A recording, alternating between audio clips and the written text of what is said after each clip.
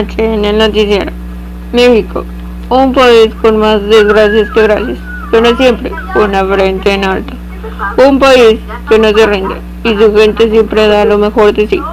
Pero el día de hoy representamos lo que fue el milagro mexicano. Una amplia explicación de los sexenios que lo conformaron y los sexenios que lograron llevar esta época al mapa. Con esto y más, nos espera aquí, en el noticiero. Antecedentes del modelo económico hacia adentro. Hubo una gran inflación de diferentes aspectos en México, por la aportación que tuvo en los países aliados en la guerra y de esto los presidentes. Y los presidentes tenían un poder que en ese entonces generó bajas tasas de inflación, lo que significa que no tuvo un incremento significativo de precios de bienes y servicios. Y una gran estabilidad económica. Este periodo histórico se le conoce como el desarrollo estabilizador. Periodo de crecimiento con inflación, 1940 a 1958. Este periodo da inicio a la industrialización en México, bajo el diseño de política económica del modelo de sustitución de importaciones, y se denomina así porque se caracterizó por un fuerte crecimiento del Producto Interno Bruto, que la tasa media anual fue de 5.73%, y un importante proceso anual inflacionista. Los precios aumentaron a una tasa media anual de 10.6%. El desarrollo estabilizador son los años que van de la devaluación de 1958 hasta 1970. El crecimiento promedio fue de un 6.8%, la producción industrial creció un 8% y la inflación solamente fue de un 2.5%. En realidad fue un periodo de oro del capitalismo. Las economías desarrolladas crecieron un 4% anualmente, pero en esta ocasión México sí pudo participar de las bonanzas gracias a las políticas económicas internas de esa época. Etapa de crisis y agotamiento, 1970 a 1982. Esta fase comienza con el gobierno de Luis Echeverría, asimismo a finales del periodo de desarrollo estabilizador. El déficit externo rebasó el 4% del Producto Interno Bruto, y la inflación mostraba signos de aceleración como consecuencia de la fuerza militar aplicada contra el movimiento estudiantil de 1968. A partir de ese momento, la economía entró en un periodo de crisis, que habría que prolongarse mucho tiempo más del que entonces se previó. La producción bajó drásticamente y la inflación se aceleró en los últimos y conflictivos meses de un gobierno que no pudo cumplir las promesas iniciales de lograr un desarrollo sostenido y compartido para todos. Al desarrollo estabilizador económico que tuvo lugar desde 1946 a 1970 se le denominó milagro mexicano, ya que durante estos 24 años México vivió un gran crecimiento social y económico. En esta época se buscaba un constante desarrollo con una economía libre de inflación, déficits y devaluaciones. Hasta hoy en día, esta ha sido la época de mayor crecimiento económico en nuestro país, por ello se le conoce mejor como milagro mexicano.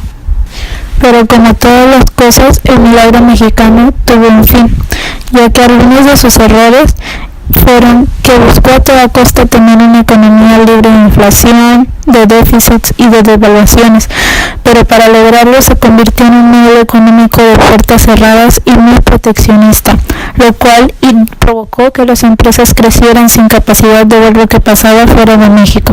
Esto hizo que las empresas de esos años no pudieran competir en el exterior, lo cual les impidió exportar productos con la calidad que exigían los mercados extranjeros. Etapa de crisis y agotamiento, de 1970 a 1982. México estuvo gobernado entre 1970 y 1982 por los presidentes priistas Luis Echeverría Álvarez, de 1970 a 1976, y José López Portillo, de 1976 a 1982, que se han denominado los últimos presidentes populistas. Esta fase comienza con el gobierno de Luis Echeverría, 1970-1976. Asimismo, a finales del periodo de desarrollo estabilizador, en 1970. México experimenta una crisis provocada por el deterioro del modelo de sustitución de importaciones, que llegó a ser limitado para responder a las circunstancias económicas internacionales. Su importancia reside en que fue entonces cuando se desarrollaron, simultáneamente dos crisis, una política y otra económica. Ese doble proceso obligó a los puestos dominantes a aceptar las medidas de política económica, puestas en marcha a partir de la Segunda Guerra Mundial. Se había vuelto inviable y tenía que modificarse de raíz, sustituido por otra estrategia, denominada desarrollo compartido.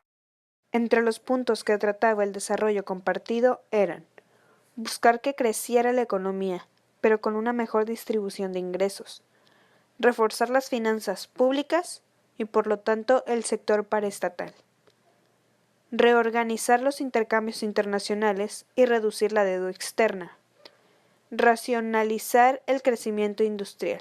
Los factores que dieron inicio a la etapa de crisis y agotamiento fue que la prosperidad económica no beneficiaba a toda la población.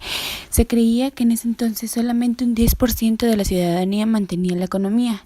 Esto a su vez trajo la crisis en el campo mexicano y los cinturones de miseria que se hacían alrededor de las ciudades grandes que generaban los ingresos.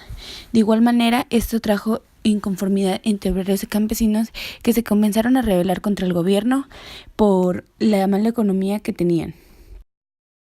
Tlatelolco, octubre 2, 1968. ¿Qué fue lo que pasó? El sexenio en curso era liderado por el presidente Gustavo Díaz Ordaz. A poco tiempo de las Olimpiadas, durante un juego, ocurre un pleito entre estudiantes del Instituto Politécnico Nacional y la Universidad Autónoma de México, por lo cual las autoridades entraron sin respeto a la UNAM, violando la autonomía de la escuela. Gracias a esto comenzaron las manifestaciones por parte de los estudiantes en contra de la represión del gobierno, logrando juntar cada vez más gente, tanto maestros como civiles, al igual que más estudiantes. Ante esto se funda el Consejo Nacional de Huelga. El 18 de septiembre, el gobierno autoriza una orden para que militares patrullen las calles y ayuden a los policías a controlar las protestas. El presidente Díaz Ordaz da la orden para acabar con la fuerza del movimiento estudiantil, por lo cual el Consejo Nacional de Huelga, el 2 de octubre, convoca un meeting en la Plaza de las Tres Culturas. A las 5 de la tarde, los oradores comenzaron a hablar sobre el pliego petitorio hacia el gobierno en el que pedían 6 puntos. 1. Libertad a todos los presos políticos, estudiantes y activistas que habían sido detenidos por manifestarse. 2. Derogación del artículo 145 del Código Penal Federal. 3. Extinción del grupo de granaderos. 4. Destitución de los jefes políticos Luis Cueto y Raúl Mendiolae. 5. Indemnización a víctimas de la represión. 6. Deslinde de responsabilidades de funcionarios involucrados en actos de violencia en contra de los estudiantes.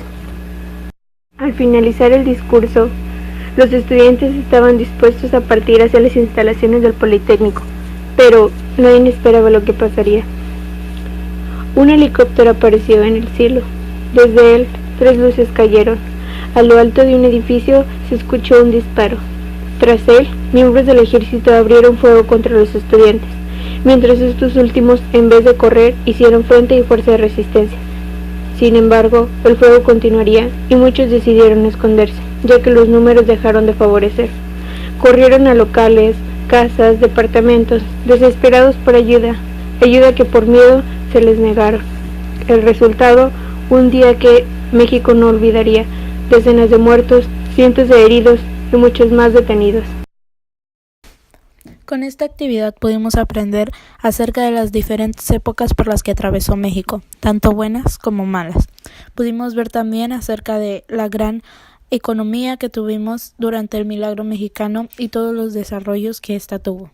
Pero también pudimos aprender acerca de los errores que se cometieron y que se han cometido hasta ahora, ya que nuestra economía ha ido empeorando cada vez más. Creo que cada una de estas situaciones deberíamos de tomarlas como aprendizaje para no volver a cometer los mismos errores y permitir que la economía de nuestro país avance y no siga estancada debido a los distintos problemas y malas decisiones que se han tomado con el pasar de los años y los errores que se han ido repitiendo cada vez más.